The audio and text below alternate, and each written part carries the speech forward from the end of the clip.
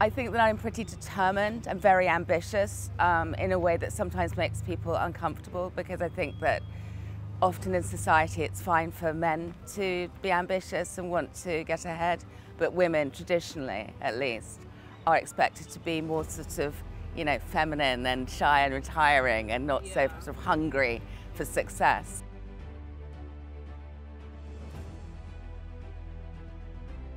Yes, so I was a head teacher at 2 different schools in the UK before I came out here, so I didn't rise through the ranks, I just got parachuted in last January. But that in itself was, you know, incredibly challenging, because, you know, I'd only just really got my feet under the desk and then the pandemic hit. So it's been an interesting year.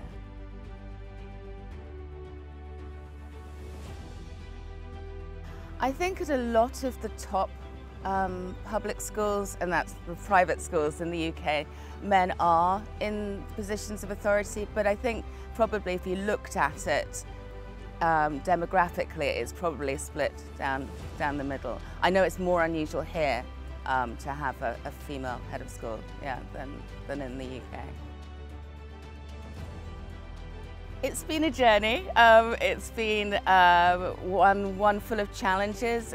We've just started back on site, but the staff have been amazing. They've been so resilient. They've worked really hard, and I have to say, when I look back at everything that we as a team managed to achieve over the year, I'm really just proud of the job that we've done. You know, we made sure that the children's learning was not negatively impacted by COVID. So, I mean, it's difficult. You've had to be disciplined, you have to be really good with your time, but it's important to make time, you know, for your children, or in my case, child, as well as obviously time to do your work, to make sure you're doing that. The hardest thing is not doing both things kind of badly, but actually allotting the sort of time that you need for you know, to play or pay attention to your daughter, help her with her homework, and also for me to do my preparations for school.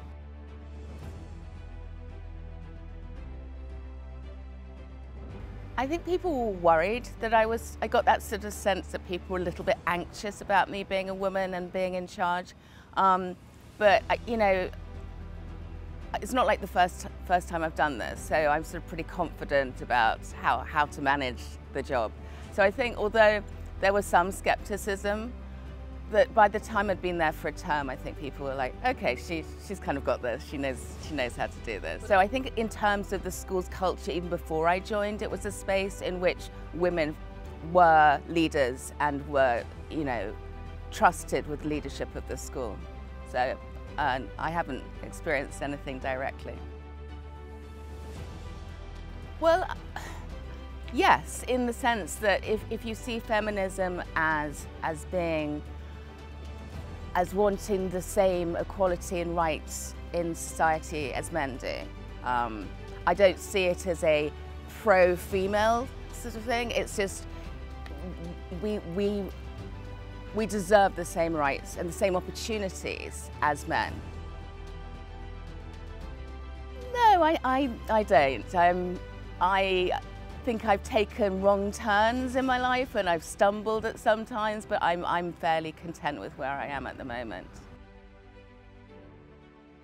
I would say that dare to dream it. You know, don't make your dreams too small, too localized. You know, it might seem really, really bold what you want to achieve, but if you work hard, you can get there.